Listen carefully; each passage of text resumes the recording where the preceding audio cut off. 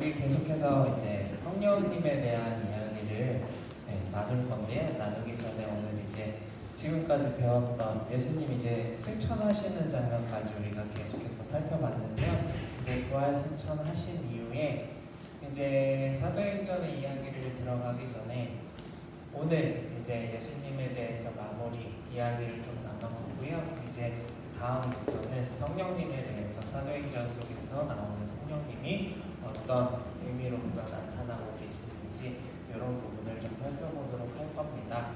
다다음 주부터 할 거고요. 다음 주는 우리가 절기예요. 어떤 절기냐면 우리 친구들 1년에 한 번씩 찾아오는 추수감사절입니다. 그래서 다음 주는 절기에 관련된 이야기 잠깐 나눌 거고요. 그 다음 주부터는 성령님, 오늘까지는 이제 예수님에 대한 이야기를 하면서 이제 예수님에 대한 설교를 마무리하려고 합니다. 물론 예수님은 계속 나와요. 계속 나오긴 하는데 핵심적으로 나오는 게 다다음 주부터는 성령님이다. 그 이야기를 좀 해주고 싶었던 겁니다. 오늘 말씀의 제목은 예수님을 보내신 하나님을 찬양해요인데요. 오늘 함께 읽었던 이사야서 12장 말씀을 보면은 이사야 말씀을 우리가 생각을 해보면 구약 시대에 쓰여진 성경입니다. 이사야 선지자가 썼죠. 이사야 선지자의 시대는 예수님이 오시기 이전 시대예요. 근데 이사야서를 보면은 많은 내용이 예수님 오실 것에 대한 예언, 그런 내용들이 많이 담겨 있어요. 그래서 이사야서가 굉장히 중요하고요. 구약에서의 이사야서를 어찌 보면 구약 성경에서의 가장 핵심적인 말씀이다. 구약에서 가장 중요한 말씀 한 번 뽑으라면 물론 창세기도 중요하고 출애굽기도 중요하고 계속해서 나오는 선지자들의 이야기들도 중요하지만 이사야서가 핵심적이다. 왜? 우리는 성경에 나오는 66권의 모든 내용이 예수 그리스도를 가리키신다라고 배우고 있는데 그 배우는 내용들 중에서 이사야서에 나오는 예수님에 대한 이야기가 가장 많아요. 그렇기 때문에 이사야서가 중요한 거고 오늘 말씀에서도 예수님에 대한 내용을 살펴볼 수가 있습니다. 그래서 오늘 말씀에 대해서 한번 살펴보고자 하는데요. 다음 넘겨주시면요. 이제 구원이란이라고 나오는데 우리 친구들이랑 이제 목사님이 설교를 하면서 구원에 대한 이야기를 굉장히 많이 했어요. 그래서 우리 친구들도 이제 구원이 무엇인지 정도는 기본적으로는 알 거라고 생각해요. 그래서 누구 한 명을 지목해서 나와서 해보라고 구원이 뭐라고 생각해요? 라고 하면 말 잘할 수 있을까? 한 명 불러볼까요? 아니에요? 그러면 구원이 뭔지는 알죠? 뭔지 알아요 친구들? 모르는 친구 나오면 목사님이 설명을 좀 해주려고 하는데 나 구원이 뭔지 모른다. 있어요? 없어요? 구원에 대해서 다 아는 것 같아요. 일단은 안다고 생각하고 넘어가도록 하겠습니다. 구원에 대해서 이제 그냥 구원이라는 말에 대한 의미를 설명하기보다는 좀 다른 식으로 예수님께서 좋아하시는 우리 봄이었나요? 봄쯤에 배웠던 예수님은 비유를 즐기셨다라고 하면서 비유에 대한 내용들에 대해서 설교를 배운 적이 있었는데 오늘도 한번 비유를 통해서 한번 이야기를 좀 나눠보려고 합니다. 여기 앞에 보시면 이제 어떤 사건에 대해서 설명을 하고 있는데요. 내가 죄가 있어요. 죄가 있어서 이제 법정에 섰어요. 법정이라는 곳에 우리 친구들 안 써봤죠? 네. 쓰게 되는 일이 있으면 좋은 건 아닐 거예요. 어쨌든 간에 이 법정이라는 곳에 서게 됐는데 공정한 재판을 통해서 재판을 해보니까 잘잘못을 따져보니까 내가 죄를 지은 게 맞아. 그러면 어떻게 돼요? 죄에 대한 심판이 있어야 되겠죠? 뭐 오늘날로 따지면 죄의 심판은 뭘까요? 감옥 가는 거겠죠. 대부분이 이제 감옥을 가거나 이제 보석으로 석방을 한다 그러죠. 돈을 주고 내가 잘못한 것에 대해서 얼마만큼의 보상을 하고 이제 그것에 대해서 죄가 없다고 인정을 받는 거예요. 죄가 없다고 인정을 받으려면 뭐가 필요해요? 그 죄에 대한 합당한 처벌이 필요해요. 죄는 항상 처벌이 따라요. 세상 법도 그렇지만 하나님의 법도 똑같아요. 하나님도 죄에 대해서는 반드시 심판을 하세요. 내가 당장의 죄를 지었는데 당장의 심판이 없어. 그러면 하나님 모르시나? 라고 하고 지나가지만 우리가 이 땅에서의 삶을 마치고 하나님 앞에 예수님 앞에 섰을 때 예수님께서 말씀하시겠죠. 너가 2020년 몇 월 며칠에 했었던 그 일을 기억하느냐? 기억이 날지 모르겠지만 우리들은 그런 이야기들을 통해서 죄에 대한 심판이 반드시 있을 것이다 라는 것입니다. 그래서 우리는 그 죄에 대해서 뭐예요? 기독교에서 흔히 말하는 회개라는 것을 하죠. 회개가 뭐예요? 내가 잘못한 것에 대해서 내가 스스로 그 죄에 대해서 말을 하는 거예요. 언급을 하는 거예요. 이야기를 꺼내면서 그것에 대해서 죄송해요, 잘못했어요 라고 하면서 내가 잘못한 것에 대해서 어려운 말인가? 시인을 하고 고백을 하고 그 고백을 통해서 그 죄를 사함받는 거예요. 그것을 의미하는데 법정에서도 똑같아요. 죄 지은 사람이 뭐 예를 들어서 누군가를 때렸어요. 때린 사람이 나 안 때렸는데요? 증거가 다 있어. 때린 것도 분명히 CCTV에도 다 잡혔어. 근데 안 했대. 나는 잘못한 거 없대요. 이렇게 되면은 좀 어려운 용어로 가중처벌을 받아요. 가중처벌이 뭐냐면 자신의 죄에 대해서 인정하지 않았기 때문에 그것에 대해서 더 크게, 그 정도는 아닌데 그 정도로 처벌을 더 많이 받는 것을 가중처벌이라고 해요. 그런데 어떤 죄에 대해서 잘못했어요 라고 하면서 우리 친구들 뭐 반성문 써본 친구들 있나요? 반성문 같은 거 쓰고 뭐 그런 것들을 통해서 또 눈물을 흘리고 그런 것들을 통해서 내가 정말 그 죄에 대해서 잘못했음을 고백합니다 라고 했을 때 그럴 때는 가중처벌이 아니라 감형이라는 거는 형이 주는 거예요. 감옥에서 뭐 10년 살아야 되는데 막 8년 살게 되고 이런 식으로 감형이 되기도 해요. 그래서 죄에 대한 여러 가지 이런 이야기들이 있는데 세상의 법과 하나님의 법에서의 죄는 어찌 보면 동일하게 작용하는 측면들이 동일하게 나타나는 측면들이 있어요. 그래서 죄가 너무 커서 어떤 사람이 죄를 지었는데 죄가 너무 커. 우리나라에는 사형제도가 90년대 이후에 폐지됐어요. 1990년대까지는 사형제도가 있었어요, 친구들. 그래서 누군가 살인죄를 저지르거나 우리나라에서 소위 말하는 중요한 무서운 죄들 있잖아요. 이제 오늘날에는 무기징역이라고 표현을 하고 사형이라고 표현을 하기도 해요. 네. 사형 선고를 하지만 우리나라에 사형 제도가 없어서 사형은 안 해요. 근데 사형이라고 표기를 하기도 해요. 저 사람 사형. 근데 우리나라에서 사형은 안 해요. 90년대 이후 인권에 대한 문제로 사람을 어떻게 죽일 수 있냐 이런 문제로서 어쨌든 간에 다른 나라에 보면 아직 사형 선고 받으면 사형하는 나라들이 있어요. 뭐 대표적인 나라, 옆 나라, 중국 같은 나라 지금도 사형해요, 집행해요. 그런데 판사가 나에게 무죄를 선언하는 거예요. 이제 죄에 대해서 이야기들을 다 했고 그 죄에 대해서 심판을 받을 순간이 다가왔는데 판사가 뭐예요? 내 잘못에 대해서 너 잘못했으니까 이제 어떻게 해야 돼? 라고 판결을 해주는 판사가 너는 죄가 없어 라고 무죄를 선고해 주는 거예요. 그것이 바로 예수님이 자신을 믿는 죄인들을 위해서 하신 일이다. 이게 뭔 말이냐? 이게 그냥 비유로서 이야기한 거지만 우리가 죄 때문에 우리 죄를 씻을 수가 없어요. 우리 사람이 내가 스스로 내 죄를 보이지도 않지만 그 죄를 막 수세미 같은 걸로 막 빡빡 닦아서 그 죄를 씻을 수도 없는데 그 죄를 사해 주신 거예요. 없애 주신다는 거예요. 우리가 지을 수 없는 그 죄를 사해 주시고 없애 주시는 것이 예수님의 일이신 거죠. 그러니까 예수님께서 심판자로서도 이 땅에 오셨지만 그 심판을 위해서 우리의 기본적으로 갖고 있던 아담 시대 이후로부터 우리가 갖고 있었던 죄를 없애주시는 역할도 하신 거예요. 그래서 예수님께서 하시는 심판은 우리 친구들이 죽은 후에 이 땅에서의 삶을 마친 후에 이제 예수님을 만났을 때의 그 심판은 내가 예전에 아담으로부터 지은 그 죄로 인해서 나는 하늘나라로 내가 원한다고 갈 수 없었던 그 상황의 죄는 일단 면제받고요. 뭘 통해서 예수님 믿음으로 면제를 받아요. 그거는 이제 그 죄에 대해서는 하나님께서도 심판하시지 않아요. 그러면 이제 예수님께서 보시는 건 뭘까요? 우리 친구들이 이제 이 땅에서 살면서 내가 스스로 지은 죄, 그것을 보시는 거예요, 우리 친구들. 그래서 그 죄를 보신다는 거예요, 예수님은. 우리 친구들과 마주치게 됐을 때, 눈을 마주치는 날이 오겠죠. 이야기를 나누는 날이 오겠죠. 그날에 우리 친구들의 죄를 물으신다는 거예요. 그러니까 그 전의 죄, 내가 태어나기도 전부터 있었던 나에게 있었던 그 죄를 보시는 게 아닌다는 거예요. 우리 친구들이 그거를 좀 자세히 좀 알았으면 좋겠어요. 다음 넘겨주시면요. 구원은 은혜다 라고 되어 있는데요.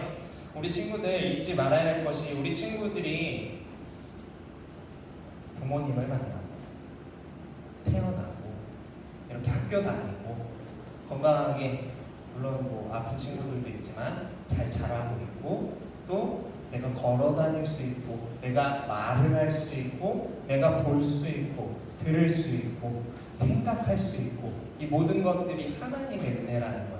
우리는 기독교인, 예수님 믿는 사람들은 전제가 깔려요. 전제라는 것이 무엇을 하기 전에 이미 가지고 있어야 하는 것을 의미하는데, 이 전제가 무엇이냐? 우리가 이렇게 된 것은, 내가 나 된 것은 하나님의 은혜라는 것.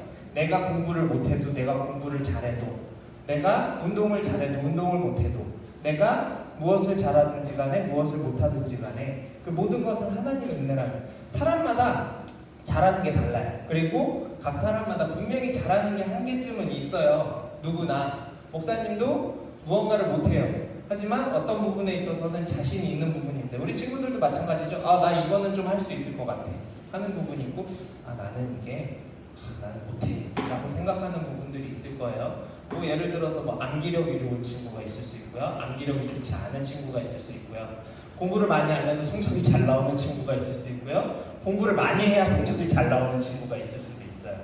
사람마다 환경이 다르고 내가 잘할 수 있는 것들이 달라요. 하지만 그것이 내가 못하는 것도 하나님 때문이야 라고 치부를 하면서, 하나님께서 나에게 은혜 주셨다는 개념은 내 모든 것이 하나님께서 주셨기 때문에 감사로서 내가 할 수 있다는 거지, 나 이거 못하는 거 하나님이 왜 나 이렇게 만드셨어요, 불평하라는 게 아니거든요. 한 끗 차이에요, 친구들. 불평과 감사는 한 끗 차이에요. 내가 못함에도 불구하고 그래도 할 수 있게끔 해주시니까 감사해요랑, 내가 못하니까 이거는 최악이야, 이건 안 할 거야, 끝이야, 이런 것들은 완전히 시작부터 잘못된 거죠, 친구들. 그렇기 때문에 우리 친구들 살면서 시작이 중요해요.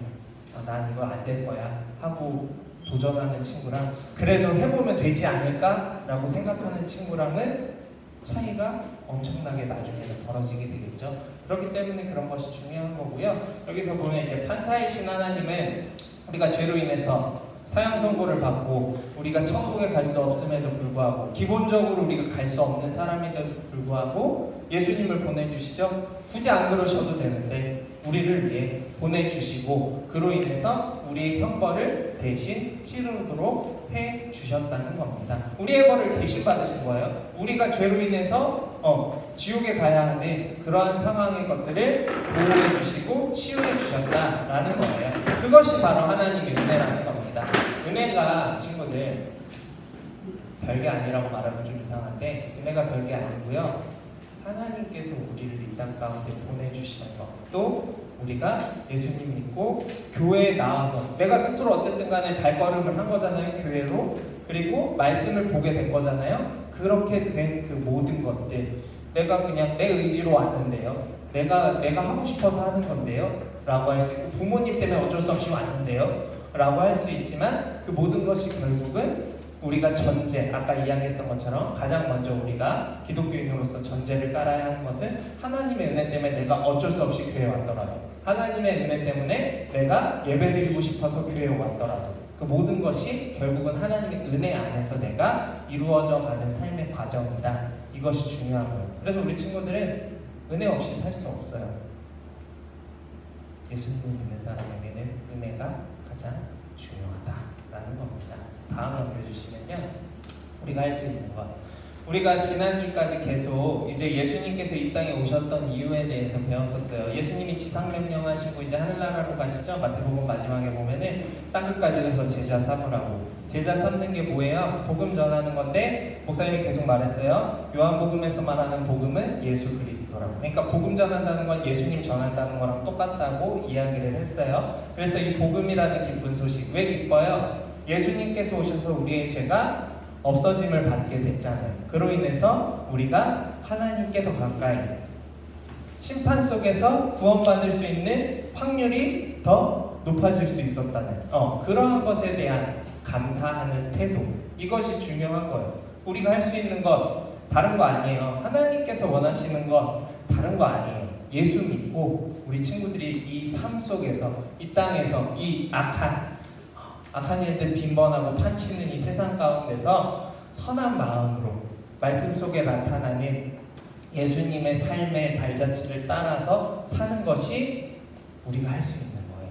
근데 이 할 수 있는 건 어려워요. 제자들도 예수님을 따르던 제자들도 하지 못했던 일들 굉장히 많잖아요. 예수님 부인하잖아요. 그런 일들부터 시작해서 이스라엘 백성들의 출애굽기 모습을 보면 항상 하나님께 불평불만해요. 우리도 똑같아요. 부모님이 우리를 낳아주신 거 감사하죠. 건아, 부모님이 나를 낳아주신 거 감사하니? 감사하니? 감사하죠. 감사한데 가끔 내가 원하는 거 안 해주셔. 감사해요? 아니죠. 분명히 감사한 거는 기본적으로 아까 목사님이 이야기했던 것처럼 전제는 깔려 있어요. 부모님은 나에게 감사한 존재가 맞아요. 하지만 내가 원하는 거 안 해줬을 땐 어때요? 감사가 사라지죠. 하지만 우리 친구들이 머릿속엔 생각해요. 부모님은 감사한 존재라는 거. 마찬가지로 하나님은 우리에게 감사한 존재. 왜? 은혜로 우리가 구원받을 수 있는 길을 열어주셨으니까. 근데 우리는 우리 생각에서 부모님이 감사한 존재라는 건 변함이 없어요. 하나님이 감사한 존재라는 건 변함이 없어요. 그런데 우리는 어떻게 생각하는 거예요? 내가 이거 하고 싶은데 못하게 해서, 내가 이걸 잘하고 싶은데 잘 못하기 때문에 불평불만해요. 그런 걸로 인해서 감사가 마치 없는 것처럼 삶을 살아간다는 거죠. 그래서 우리가 해야 할 것은 그 감사하다는 기본 전제를 우리는 알고 있으니까 그 감사한 마음을 표현하면서 사는 것이, 안 해주셔도 그래도 감사해요. 물론 어렵죠. 나 이거 하고 싶은데 못하게, 나 놀고 싶어 친구들이랑, 근데 못 놀게, 나 공부하기 싫은데 자꾸 공부하라고 강요하셔. 근데 결국은 목사님이 전에도 한번 설교 중에 언급을 했지만 부모님이 잔소리하는 거는 왜 하는 거예요? 우영아, 부모님이 왜 잔소리할까? 망하라고 잔소리할까요? 잘못되라고? 아니겠죠. 사랑 안 하면 잔소리 안 해요, 친구들. 잔소리는 뭐예요? 사랑하니까 하는 거예요. 사랑 안 하면 친구들 아예 무관심, 방조, 방임, 그냥 냅둬요. 네가 뭘 하든. 제가 뭐 범죄를 저지르든 친구를 때리든 욕을 하든 부모님 앞에서 욕을 하든 뭘 하든 그냥 냅둬. 그냥 그렇게 살아. 이건 뭐예요? 사랑하는 거예요? 아니겠죠. 잔소리하는 건 뭘까요? 물론 내가 듣기는 싫지만 사랑하기 때문에 하는 거예요. 이 성경에 나오는 모든 내용들이 잔소리처럼 들려요, 친구들. 쉽게면 잔소리죠. 하기 힘든 것들 굉장히 많아요. 이웃을 사랑하래요. 친구를 사랑해야 돼. 부모를 사랑해야 돼. 부모를 공경해야 돼. 교회 주일에 나와서 안식일을 거룩히 지키래요. 하나님 외에 다른 우상을 만들지 말래요. 다 잔소리예요, 우리 친구들이 듣기에는. 그쵸? 하고 싶지 않은 일들 굉장히 많아요, 성경에 나오는 이야기를 보면. 그럼에도 불구하고 하라는 건 뭐예요? 전제에 깔려있는 감사를 기억하라. 이것이 핵심입니다. 그래서 밑에 보면 이사야 선지자도 하나님이 죄인들에게 베푸시는 은혜를 보고 감사하며 노래를 하고 있죠. 이 노래가 오늘 말씀에 나오는 성경 구절이 1절, 2절이거든요. 주께서 나를 아니하시오니. 여기서 말하는 아니, 어려운 단어들 많이 나오죠. 우리 친구들 국어 공부 열심히 해야 돼요. 여기서 말하는 아니는 나를 보호하시고 위로하시는, 뭐 그런 개념으로 간단하게 좀 설명할 수 있을 것 같아요. 보호하시고 위로하시오니 내가 주께 감사한데. 이사야의 감사의 고백이요. 밑에도 보면 하나님이 나의 구원이십니다 라고 하고, 내가 신뢰하고 두려움이 없어요. 왜? 하나님 때문에. 누구 때문에? 하나님 때문에. 나 때문에가 아니에요. 하나님 때문에. 그래서 주 여호와는, 여기서 여호와는 하나님이시죠. 동일한 단어예요. 하나님은 나의 힘이시고 노래이시며 나의 구원이십니다 라고 이야기하고 있는 겁니다. 그래서 우리가 하나님을 믿는 거고요. 그래서 우리가 예수님을 믿는 거고요. 그 예수님을 믿기 때문에 우리가 이 삶 속에서 열심히 살아야 하는데 그것들을 잘 못하니까 예수님이 성령님을 보내주셔서 힘 좀 내. 그리고 우리 친구들의 등을 밀어주고 계시는 거예요. 믿는 자들이 이 세상에서 겪는 고난들을 알기 때문에. 다음 넘겨주시면요. 감사 돼 있죠. 우리 찬양 중에 감사 주님께 감사 이런 찬양이 있었어요. 어쨌든 간에 감사는 그러니까 결국은 우리가 쉬지 말아야 할, 멈추지 말아야 할 거예요. 우리 친구들 꼭 오늘 부모님께도 한번 감사하다고 한번 뜬금없이 이야기를 한번 해봤으면 좋겠어요. 굉장히 뜬금없잖아요. 갑자기 부모님 앞에 가서 스승의 날이나 어버이날에나 하는, 우리 친구들 1년에 한 번 하죠? 어버이날 감사해요. 한 번 하죠? 아닌가? 우리 친구들 선물 받으면 감사하다고 하나? 어쨌든 간에 평소엔 안 하잖아요. 가끔은 이렇게 감사하다고 해주면 우리 친구들이 뜻하지 않는 선물을 받을 수도 있고, 또 부모님이 기분 좋으셔서 또 뭐 맛있는 걸 사주실 수도 있고 이럴 것 같아요. 평소에 잘하는 게 중요해요. 목사님도 평소에 잘 못하긴 하지만 부모님께 평소에 잘하는 게 무엇보다 중요한데, 우리는 하나님의 긍휼과 은혜를 찬양해야 해요. 하나님께 감사하는 거예요. 이게 결국은 우리가 평상시 하나님께 감사하다는 표현 잘 안 하잖아요. 식기도 할 때 하나 음식 주셔서 감사합니다. 감사히 잘 먹겠습니다. 이러한 감사가 그냥 기도해야 되니까 그냥 감사해야겠다. 부모님이 날 낳아주셨으니까 그냥 감사하다.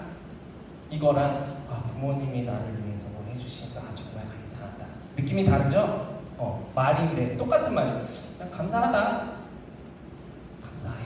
진짜 감사하다. 느낌이 다르잖아요. 감사의 표현도 결국 우리 친구들이 어떻게 하느냐에 따라서 상대방이 그 감사의 의미를 좋게 받아들일 수 있고 나쁘게 받아들일 수도 있어요. 그 감사의 의미 어떻게 해야겠어요? 감사는 정말 마음에서 우러나오는 진심으로 드리는 감사를 해야겠죠.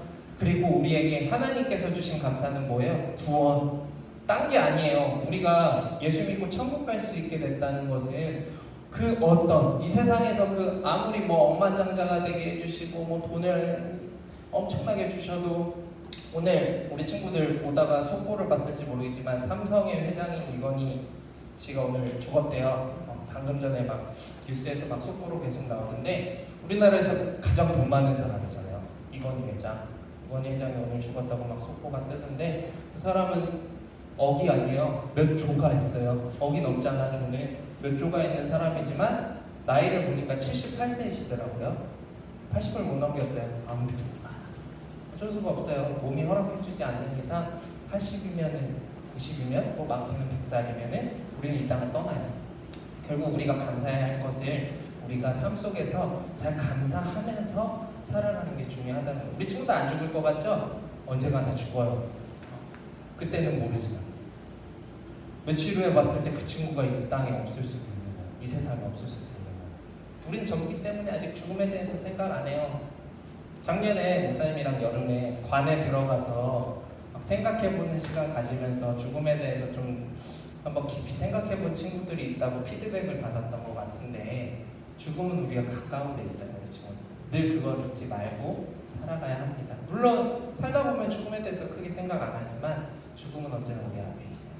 어쨌든 간에 그 죽음에서 다가올 예수님과의 만남에서 우리는 이 삶 속에서 얼마나 감사를 하고 있었냐에 따라서 구원받을 수 있느냐, 혹은 심판으로 인해 지옥에 가게 되느냐의 기로에 놓이게 됩니다. 다음 넘겨주시면요. 끝이에요. 이제 결론인데요. 두 가지만 보고 마칠 건데, 구원을 경험한 사람.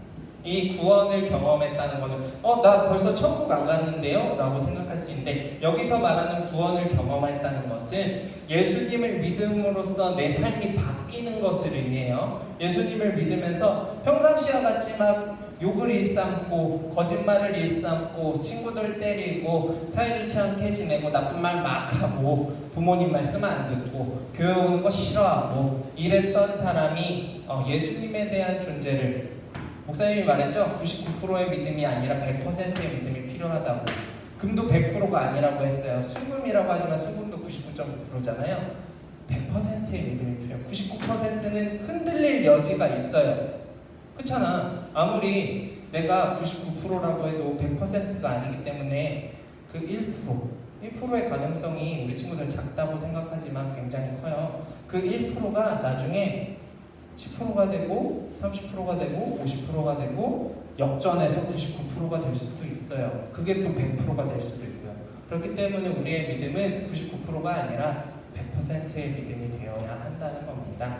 그러한 100%가 된 사람은 언제나 감사가 따라요. 아까 말했던 그 전제, 내 삶이 은혜다, 내 모든 것이 감사의 제목이다 라는 것을 전제로 깔고 나면 친구가 나를 짜증나게 해도, 부모님이 내가 원하는 것을 해주지 않아도 감사가 먼저 나오는 사람과 불평불만이 먼저 나오는 사람의 삶은 다르겠죠? 그렇기 때문에 화면이 달라요.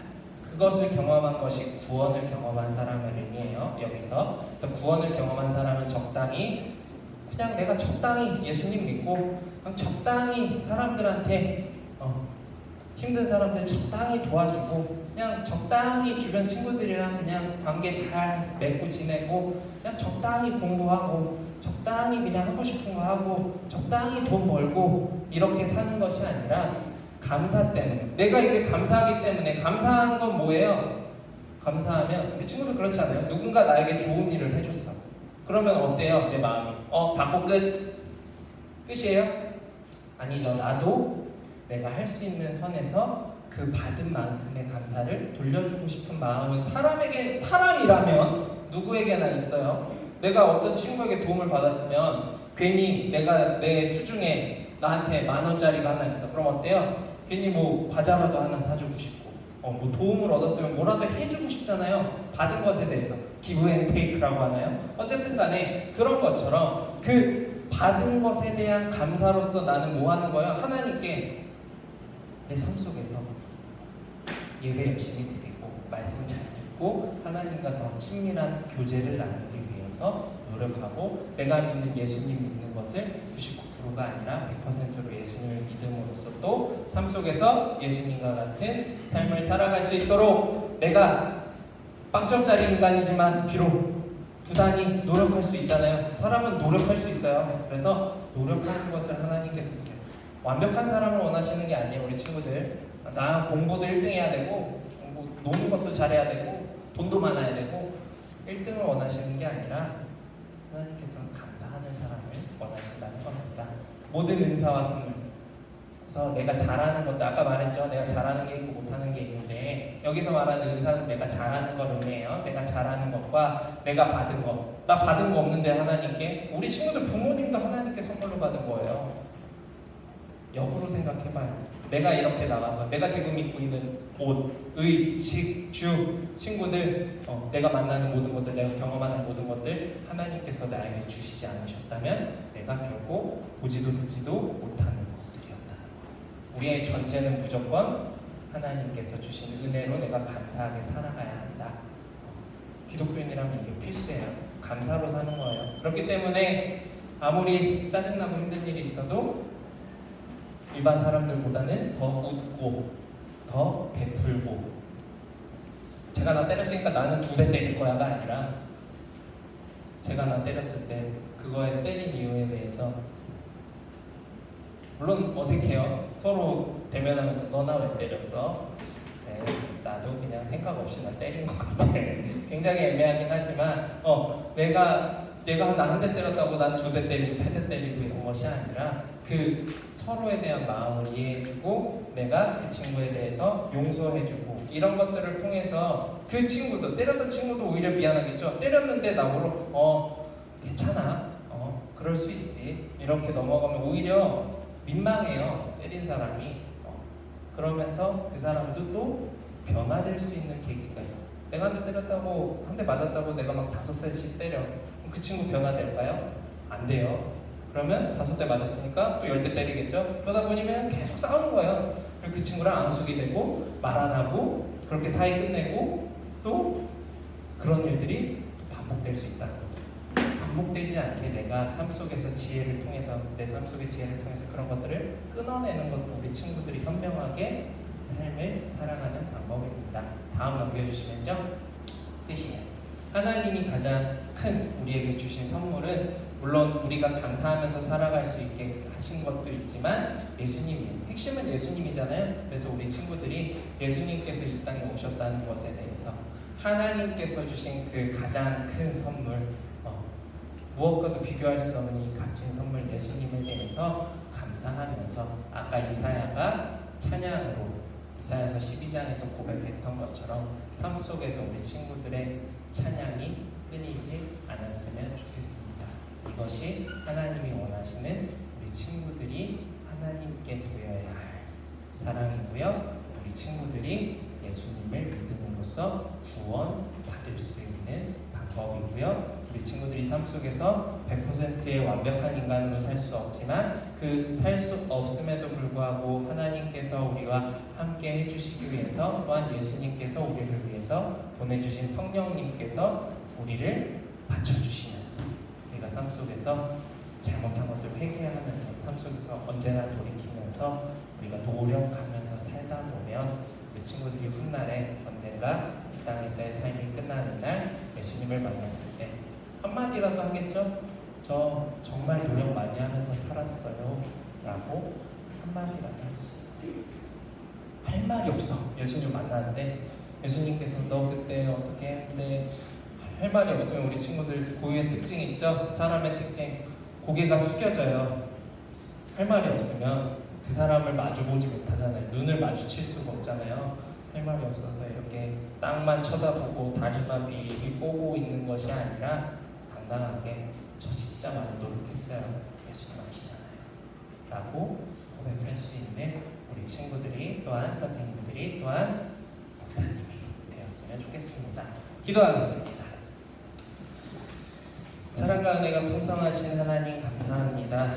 오늘 말씀을 통해서 우리가 하나님이 주신 가장 큰 선물 예수님을 기억하며 살아갈 수 있기를 원합니다. 이번 한 주간의 삶 속에서도 내가 100% 완벽한 사람은 아니지만 그 가운데서도 나에게 은혜 주시는 하나님께 감사하게 하시고 우리 삶의 전제가 기독교인으로서 그리스도인으로서 하나님께서 은혜 주심에 우리가 감사로서 살아가는 것임을 언제나 기억하게 하시고 우리가 삶 속에서 언제나 불평불만보다는 사랑과 베푸는 삶의 모습으로 살아갈 수 있도록 도와주세요. 이번 한 주간의 삶 속에서도 감사의 기도의 제목들을 찾아가는 우리 친구들 되게 하시고 주변 사람들에게 쑥스럽지만 어색하지만 부끄럽지만 사랑한다고 감사한다고 전할 수 있는 우리 친구들이 다 될 수 있도록 도와주세요.